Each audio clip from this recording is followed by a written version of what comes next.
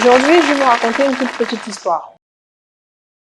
Je vais vous parler de ma toute première cliente, que je nommerai Sarah. Sarah avait dans le temps 28 ans, était dans le domaine de la communication, de la publicité, de la production audiovisuelle. Elle avait travaillé environ 6 années dans cet univers et avait décidé de tout lâcher pour suivre sa passion. Sarah voulait se lancer dans la mode. Comme beaucoup de personnes qui se lancent, Sarah connaissait son but, l'objectif qu'elle voulait atteindre, mais ne savait pas comment y arriver. Lorsque Sarah nous a contactés, Sarah voulait un suivi, des conseils, du relooking, mais pas que. Elle était connue de personne dans le monde de la mode et il fallait que cela change. Il lui fallait donc une identité. Il nous fallait trouver la stratégie qui permettra à Sarah de se faire connaître et pour cela, nous devions travailler sur son personal branding. Nous savons tous que le personal branding permet à tout un chacun d'exister en tant que personne unique et de mettre en valeur ses connaissances, ses compétences, ses expériences et expertises. Donc, la première étape de la construction du personal branding de notre cliente Sarah consistait à savoir qui est-ce qu'elle était en tant que personne et l'image qu'elle désirait renvoyer d'elle aux autres.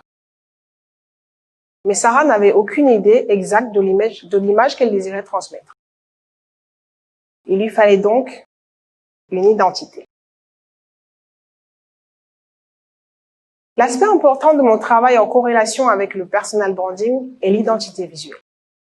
Lorsque nous parlons de personal branding, nous parlons aussi d'identité visuelle. Il est impossible de créer une image de marque sans elle.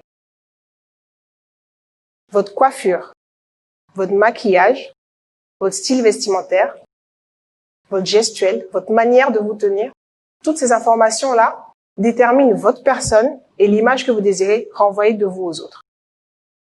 Êtes-vous une personne introvertie ou extravertie?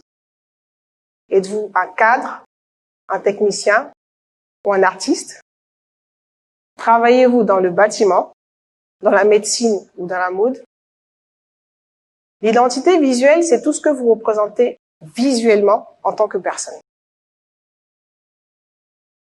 Et je ne le citerai jamais assez.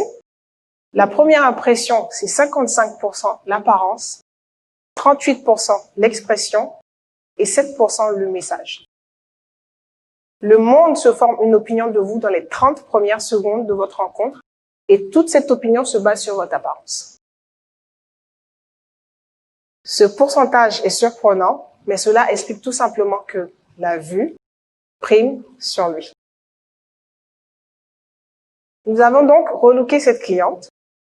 Coiffure, maquillage, choix de style vestimentaire. Puis nous avons organisé des shootings photos. Photos qu'elle a ensuite mis sur son site internet où elle partageait ses connaissances et compétences. Parce que oui, les compétences étaient bel et bien là, mais il fallait au travers de son style, donc son image, refléter toutes ces compétences-là. Vous savez quel type de personne vous voulez être. Vous connaissez vos connaissances et diverses expériences. Mais lorsqu'on vous voit, vous devez refléter tout cela. Et cela ne va pas seulement se faire dans la vraie vie, cela se fera aussi sur les médias sociaux. Dans la qualité de votre style vestimentaire dans une de vos vidéos institutionnelles, dans vos tenues et votre posture, dans les différentes images qu'on retrouvera de vous sur Google, Facebook, LinkedIn ou Instagram. Cette identité visuelle va se retrouver dans le foulard noué qu'une conseillère en images portera toujours au cou dans toutes ses photos ou vidéos, dans la coiffure spécifique d'un chanteur de rock ou encore dans le nœud papillon d'un journaliste. Il ne s'agit donc pas seulement de transmettre comme information qui vous êtes, mais aussi de vous démarquer, de vous rendre unique. C'est ainsi qu'on parlera de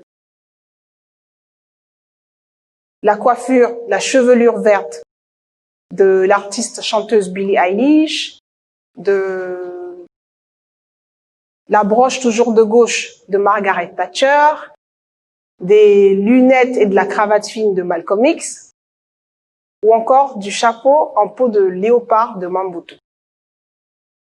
Toutes ces informations-là sont des identités visuelles auxquelles vont se rajouter les connaissances et les compétences de ces personnes-là qui, ensemble, vont former leur personal branding. Sarah était une femme très ouverte et motivée. Mais son style était trop discret. Il n'y avait aucune prise de risque, il était beaucoup trop formel. Il avait passé ses années d'employé derrière un bureau, dans des tailleurs et des jupes droites, et avait décidé de partager des looks tendances avec des abonnés sur les réseaux sociaux. Il ne fallait donc pas que dans la proposition de style vestimentaire, l'on puisse refléter tout cela. Il fallait que son style soit impactant, un style moderne, chic, tendance, qui puisse attirer des abonnés, se créer de la notoriété, attirer des partenaires, élargir ses relations, bref, en quelque sorte, se faire un nom dans le monde de la mode. Et tout cela devait se faire à travers son image.